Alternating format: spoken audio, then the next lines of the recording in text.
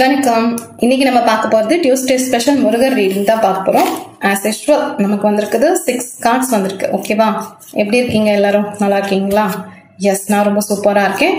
இந்த கார்ட்ஸ்ல வந்த விஷயங்களை நான் உங்களுக்கு வாசிச்சு காட்டுறேன். பொருந்துறவங்க எடுத்துக்கோங்க, பொருந்தாதவங்க தவிர்த்துருங்க. ஓகே? அஃபர்மேஷன் சொல்லக்கூடிய நபர்களா இருப்பீங்க. இப்ப நீங்க இதை பார்த்துட்டு இருக்கீங்கன்னா 10 நம்பர் பார்க்கக்கூடிய நபர்களா இருப்பீங்க, 11 நம்பருக்கு பார்க்கக்கூடிய நபர்களா இருப்பீங்க. ஸோ ஏஞ்சல்ஸ் நம்பர் அதிகமாக பார்க்கக்கூடிய நபர்களாகவும் இருப்பீங்க. சிம்பிள்ஸ், பட்டர்ஃப்ளைஸ், இந்த மாதிரி நிறைய விஷயங்கள் பிரபஞ்சத்து கூட அப்படியே ஒன்றிணைஞ்சு நானும் பிரபஞ்சமும் ஒன்று அப்படிங்கிற அளவுக்கு எஸ் அந்த மாதிரி நபர்கள் இருப்பீங்க. அப்படி இருந்தும் சில விஷயங்கள் நான் கேட்குறேன், பட் இந்த பிரபஞ்சம் எனக்கு கொடுக்க மாட்டேங்குது அப்படிங்கிற மாதிரி ஒரு வருத்தத்துலையும் இருக்கீங்க. சரியா? ஸோ இதுக்கு முருகப்பெருமான் கொடுக்குற விஷயம் என்ன தெரியுமா? மெசேஜ். இந்த ஒரு விதை இருக்கும் இல்லையா, அந்த விதையை நிலத்துல விதைக்கக்கூடிய விஷயம் தான் நம்ம பண்றது. ஓகே? அஃபர்மேஷன்ங்கிறது நம்ம ஒரு விஷயத்த கேட்கிறோம், அதே போலதான் இந்த நிலத்துல கொண்டு போய் அந்த விதைய வெடிச்சுட்டு மூடி வச்சிடணும், அவ்வளவுதான். ஓகேவா? ஸோ அதை சும்மா சும்மா தோண்டி தோண்டி பார்த்து அது முளைச்சிடுச்சான்னு பார்த்தா விதை செத்து போயிடும். அது போலதான் நீங்க நம்பிக்கையோட ஒரு விஷயத்த நீங்க கேட்குறீங்க, அது உங்களுக்கு வரணும் அப்படின்னு ஒரு விதி இருந்ததுன்னா அது யார் தடுத்தாலும் உங்க கைக்கு வந்துடும். சரியா? அது உங்களுக்கானது இல்லைங்கிற பட்சத்துல அது நீங்க எவ்வளவு போராடினாலும் அது உங்களுக்கு கைக்கு வராது. ஸோ முருகனோட பிளெஸிங்ஸ் இதுதான். உனக்கு வரும் அப்படின்னா வரும், வராதுன்னா வராது. ஸோ நீ அதற்கான ஒரு விஷயத்த சொல்லிட்டியா, விட்டுட்டு உன் வேலையை பாரு. உனக்கான நல்ல விஷயங்கள் அதோட பெஸ்டா கூட வர சான்சஸ் இருக்கு. ஸோ அந்த ஒரு சந்தேகத்தோட பாக்குறது, புலம்புறது, இதெல்லாம் வேண்டாம், விட்டுடுங்க அப்படிங்கிறாங்க. இந்த சந்தேகம் புலம்பல்கள்லாம் ஏன் வேண்டாம்னு சொல்றாங்கன்னா, நீங்க ஒரு விஷயத்த குறைப்பட்டுக்கிட்டே இருந்தீங்கன்னா குறை கூறுபவர்கள் தான் உங்களை சுத்தி இருப்பாங்க. ஸோ மகிழ்ச்சியா நான் ஒரு விஷயம் கேட்டேன்பா, கிடைச்சா சந்தோஷம், கிடைக்கலன்னா ஓகே, அதோட பெஸ்டா எனக்கு வரும் அப்படின்னு நீங்க விட்டுட்டீங்கன்னா கண்டிப்பா அந்த பிரபஞ்சம் உங்களுக்கு இது ரொம்ப சமத்த குழந்தையா இருக்குன்னு பெஸ்டான விஷயத்த தான் உங்களுக்கு கொடுக்கும். சரியா? உங்களை எப்போதுமே அதை கஷ்டப்படுத்தி பார்க்காது. ஸோ அந்த ஒரு விஷயத்த ஞாபகம் வச்சுக்கோங்க. அதே போல சில விஷயங்கள் சில நேரங்கள்ல சில பேரை கண்ட்ரோல் பண்ணணும், இல்ல சில சிச்சுவேஷன்ஸை கண்ட்ரோல் பண்ணணும்னு இருகப்பற்றுன்னு பிடிச்சி வச்சுக்கிற மாதிரி காசுல வந்திருக்கு. ஸோ நீங்க அவ்வளோ பிடிச்சு வச்சிருந்தாலும் அது கைகள் உங்களோட கைகள் தான் ரணமாகி போகிற மாதிரி இருக்கு. சரியா? சில உறவுகள் இருக்கலாம், ஓகே, புரிஞ்சிக்காத உறவுகள் இருக்கலாம், ஏதாவது பிரேக்கப் சிச்சுவேஷன்ஸ் இருக்கலாம், இல்ல கணவன் மனைவிக்குள்ள ஏதோ ஒரு புரிதல் தவறா இருக்கலாம், காயங்கள் ஜாஸ்தியா இருக்கலாம். அது நீங்க தான் பாத்துக்கணும். ஓகேவா? உங்களை காயப்படுத்தாத அளவுக்கு உங்களோட பாதுகாப்பு தான் ரொம்ப முக்கியம். சரியா? உங்களையும் உங்களோட குடும்பத்தையும் மகிழ்ச்சியா வச்சுக்கக்கூடிய நபர்கள் யாருன்னா நீங்க தான். உங்களுக்கு சில பேருக்கு குழந்தைகள் கூட இருக்கக்கூடும். ஸோ கடவுள் கொடுக்குற ஒரே பிளெஸிங்ஸ் என்ன தெரியுமா?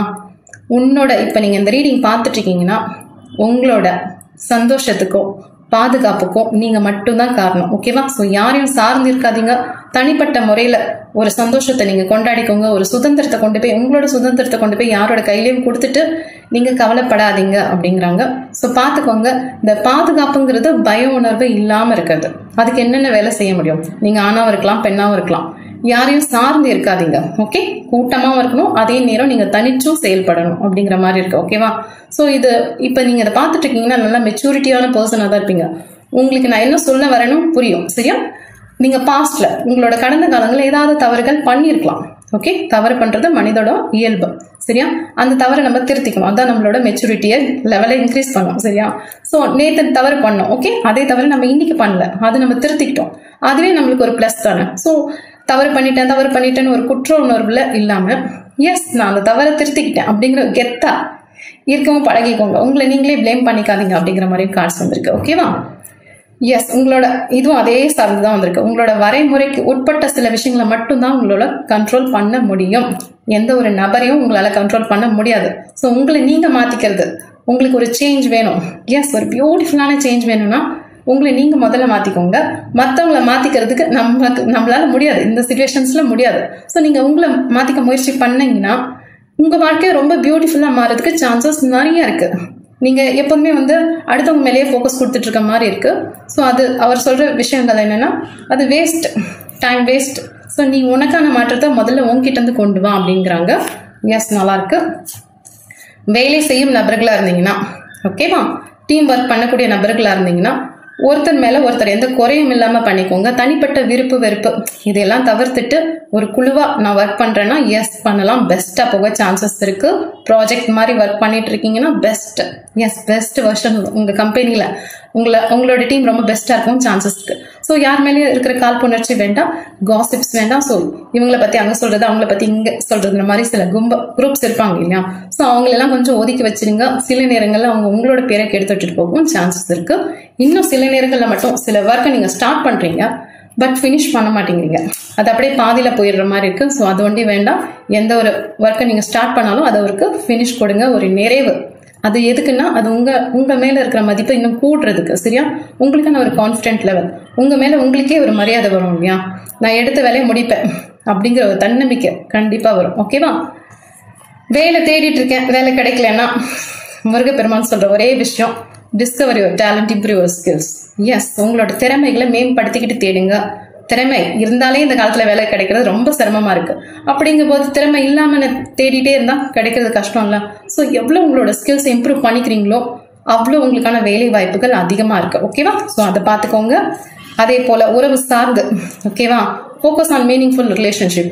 இந்த உறவு சார்ந்து நான் சொல்றேன்ல, ஒரு அர்த்தம் இல்லாத உறவுல நீங்க இருக்கீங்களா, இல்ல அர்த்தமான உறவுகளா இருக்கீங்களா? ஓகே, இந்த உறவு வந்து இது வர்த்துப்பா அப்படிங்கிறது வேற. இதுக்கு நான் தான் விட்டு கொடுத்துட்டு போயிட்டு இருக்கேன், என் சைடு தான் எல்லாம் போயிட்டு இருக்கேன், என்னோட எனர்ஜி போகுது, என்னோட டைம் போகுது, அந்த சைட்ல இருந்து எனக்கான ஒரு ரெஸ்பெக்ட் கூட கிடைக்கல, அவங்க எனக்கு டைம் கொடுக்கறது இல்லை அப்படின்னு பாத்துக்கிட்டீங்கன்னா அது எப்படி ஹேண்டில் பண்ணணுமோ நீங்க அப்படி ஹேண்டில் பண்ணிக்கோங்க. ஓகே, நீங்க காதலர்களா இருந்தாலும் சரி, கணவன் மனைவியா இருந்தாலும் சரி, உங்களை நீங்க எங்கேயுமே காயப்படுத்திக்காதீங்க. உங்களோட சந்தோஷத்தை எங்கேயுமே மற்றவங்க கிட்ட போய் தேடாதீங்க. உங்களுக்கான செல்ஃப்ல முதல்ல நீங்க கொடுத்துக்கோங்க, உங்களை நீங்க மதிச்சுக்கோங்க. அவங்க உங்களை மதிக்கணும்னா முதல்ல நீங்க உங்களை மதிச்சுக்கோங்க. ஓகே, உங்களுக்கான பிளேஸ் உங்களுக்குன்னு இருக்கு இல்லையா? நீங்க அதை எங்கேயுமே விட்டு கொடுத்துறாதீங்க அப்படிங்கிற மாதிரி கார்ட்ஸ் வருது. அதே போல உங்களை அவங்க ரொம்ப விரும்புறாங்க அப்படிங்கும் போது அந்த உறவை நீங்க பிரிஞ்சு போகிறதுக்கும் அனுமதிக்காதுங்க. ஓகேவா? ஸோ இருகப்பற்றுன்றது ரெண்டு விஷயம். ஒண்ணு, நம்ம காயப்படுத்திட்டே இருக்காங்க அப்படின்னா நம்ம அதை விட்டுடலாம். இல்ல இவங்க என்னை காயப்படுத்தல பட் எனக்கு புரிஞ்சுக்க மாட்டேங்கிறாங்கன்னா கொஞ்சம் வெயிட் பண்றதா தான் வெயிட் பண்ணலாம். ஓகேவா? எந்த ஒரு விஷயத்தையும் தடால் புடால்னு எடுத்து செய்யாதீங்க. சில நேரங்கள்ல சில ஸ்ட்ரெஸ் இருக்கதான் செய்யும். உறவு சார்ந்து இருக்கலாம், வேலை சார்ந்து இருக்கலாம், பணம் சார்ந்து இருக்கலாம். ஸோ முருகப்பெருமான் கொடுக்குற ஒரு விஷயம், இட்ஸ் டைம் டு பிளே. எவ்வளவு சந்தோஷமா இருக்க முடியுமோ அவ்வளவு சந்தோஷமா இருங்க. அட்லீஸ்ட் இந்த பிரச்சனைகள்லாம் சுத்தி இருக்குப்பா அப்படின்னா ஒரு நாளைக்காவது ஒரு பிரேக் எடுத்துக்கோங்க. எஸ், எங்கேயாவது சும்மா ஜாலியா இருக்கலாம், இல்ல வீட்டுல படுத்து தூங்கலாம், இல்ல உங்களுக்கு பிடிச்ச மாதிரி ஏதாவது மூவிஸ் பார்க்கலாம், ஆடலாம், பாடலாம், சந்தோஷமா இருக்கலாம். இல்ல உங்க வீட்டுல பெட் அனிமல்ஸ் இருந்ததா, டாகிடான் இருந்ததா, அவங்க கூட விளையாடலாம். எவ்வளவு மகிழ்ச்சியா இருக்க முடியுதோ நீங்க அவ்வளவு மகிழ்ச்சியா இருங்க. ஓகேவா? கடைசியா ஒரு விஷயம்னா, உங்க வாழ்க்கையில நான் சொன்ன மாதிரி உங்களோட மகிழ்ச்சிக்கு, உங்களோட பாதுகாப்புக்கு பொறுப்பு யாருன்னா நீங்க மட்டும்தான். சரியா? ஸோ மறக்க வேண்டிய விஷயங்களா மறந்துடுங்க. பாஸ்ட்ல ஏதாவது தவறுகள் நடந்தா அது உங்க மேல நீங்களே பிளேம் பண்ணிக்காதீங்க. சில விஷயங்களை விட்டு விலகணும்னா விலகலாம், இல்ல சில விஷயங்களை நானே தள்ளி வச்சிடறேன்னா தள்ளி வச்சிடலாம். எந்த ஒரு முடிவுமே இப்ப நீங்க எடுக்கிறது ரொம்ப சரி, இந்த ஒரு பயமே வேண்டாம். இப்ப நீங்க இந்த ரீடிங் பார்த்துட்டு இருக்கீங்கன்னா எஸ், நீங்க உங்க அறிவு சார்ந்துதான் சில விஷயங்களை அணுகுறீங்க. ஓகேவா? ஸோ இது ஆசை சார்ந்தும் இல்லை, அவசரமா எதுவுமே கிடையாது, ரொம்ப யோசிச்சுட்டு தான் முடிவு பண்றீங்க. இதுல வர நன்மை தீமை எல்லாமே உங்களே சாரும். ஓகேவா? இது வந்து நான் எஸ் இவங்களால அப்படி போச்சு, அவங்களால அப்படி போச்சுன்னு யாரையுமே பிளேம் பண்ணாதீங்க. எல்லாத்துக்கும் நீங்க ரெஸ்பான்சிபிலிட்டி பர்சனா இருங்க. உங்களால எல்லா விஷயத்தையும் மேற்கொண்டு எடுத்துட்டு செல்ல முடியும். ஓகே, பணம் சார்ந்த பிரச்சனை இருந்ததுன்னா பணம் சார்ந்த பிரச்சனை குறையறதுக்கு வாய்ப்புகள் அதிகமா இருக்கு. உறவு சார்ந்த ஏதாவது சிக்கல் இருந்ததுன்னா அது சார்ந்தும் குறையறதுக்கு வாய்ப்புகள் இருக்கு. ஸோ பொறுமை தான் கொஞ்சம் அவசியமா தேவைப்படுது. மற்றபடி கார்ட்ஸ் எல்லாம் ரொம்ப சூப்பரா வந்திருக்கு. இன்னும் சில பேருக்கு சில வீட்டுல வரன்னு பார்த்துட்டு இருக்காங்க, கிடைக்குமா கிடைக்காதா, இல்ல வேலை தேடிட்டு இருக்காங்கன்னா எல்லாமே பாசிபிள் தாங்க. எஸ், உங்களுக்கான ஆப்பர்ச்சுனிட்டி நிறைய இருக்கு. நீங்க முயற்சி பண்ணிக்கிட்டே இருங்க, எங்கேயுமே சோர்ந்து போயிடாதீங்க. சில பேர் உங்களுக்கு நெகட்டிவ் கமெண்ட்ஸ் கொடுத்துட்டு இருக்கலாம், அதெல்லாம் வேலைக்கே ஆகாது. மற்றவங்க நல்ல விஷயங்கள் சொன்னா காதுல வாங்கிக்கோங்க. இல்ல இதெல்லாம் வேலைக்கு ஆகாது, நீ அப்படி நீ இப்படின்னா அதெல்லாம் காதுல வாங்கிக்காதீங்க. உங்களுக்கு இருக்கிற கான்பிடென்ட்டை உடைக்கிறதுக்கு தான் நிறைய பேர் இருப்பாங்க, தூக்கி விடுறதுக்கு 4 பேர் தான் இருப்பாங்க. சரியா? ஸோ உங்களுக்கான நீங்க உட்காந்து மெடிடேஷன் பண்ணுங்க, என்ன வேணுமோ பிரபஞ்சத்துக்கிட்ட தெளிவா கேளுங்க, இல்ல எழுதவாது செய்யுங்க. எனக்கு இந்த விஷயம் வேணும் எழுதுங்க. எழுத முடியலன்னா வாய்ஸ் ரெக்கார்ட் பண்ணி டெய்லியும் கேளுங்க, அஃபர்மேஷன் கேளுங்க. கேட்க கிடைக்குமான்னு கேட்டா கேட்க உங்களுக்கான விஷயம் கிடைக்கும். சப்போஸ் உங்களுக்கு அது இல்லைன்னா கிடைக்காது, ஆனா அதோட பெஸ்டா ஒரு விஷயம் வரும். சரியா? ஸோ யாருக்குமே எதுவுமே இல்லைன்னு இந்த பிரபஞ்சம் கையை காட்டிட்டு எம்டி ஹேண்டோட போறது இல்லை. ஓகேவா? ஸோ கொடுக்கும், நம்பிக்கையோட கேட்டீங்கன்னா கண்டிப்பா கொடுக்கும். ஓகேவா? Thank you, have a great day, by.